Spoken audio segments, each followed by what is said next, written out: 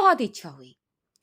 इस लालच में वो लालचंद को दिए हुए सारे वचन भूल गया और वो बोला, महाराज, मैंने बरसों तक अध्ययन करके यह मंत्र खोज निकाला है। ये मेरी अपनी मेहनत का परिणाम है।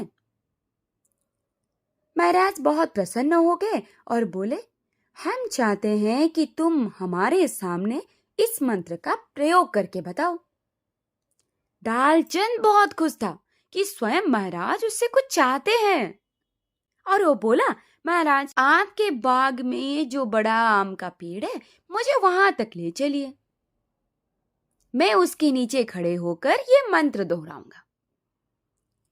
राजा ने डालचंद की बात सुन ली और अपने बगीचे के पेड़ के नीचे पहुंच गए। वो बेसब्री से पेड़ पर आम उगने का इंतजार कर रहे थे। सबकी दृष्टि डालचंद के ऊपर ही थी और आम के पेड़ के ऊपर थी। सब यही इंतजार कर रहे थे कि कब वो मंत्र पढ़ेगा और कब सारे आम आएंगे।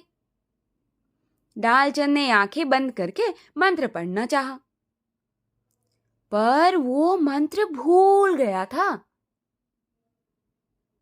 उसने फिर से मंत्र पढ़ना चाहा, लेकिन उसे याद ही नहीं आया। बार बार प्रयास करने पर भी जब कुछ नहीं हुआ तो महाराज क्रोधित हो गए। डालचंद को तब याद आया कि उसने महाराज से झूठ बोला था। इसी वजह से मंत्र की शक्ति चली गई। उसे अपने झूठ पर बहुत पछतावा हुआ, लेकिन अब कुछ किया भी तो जा नहीं सकता।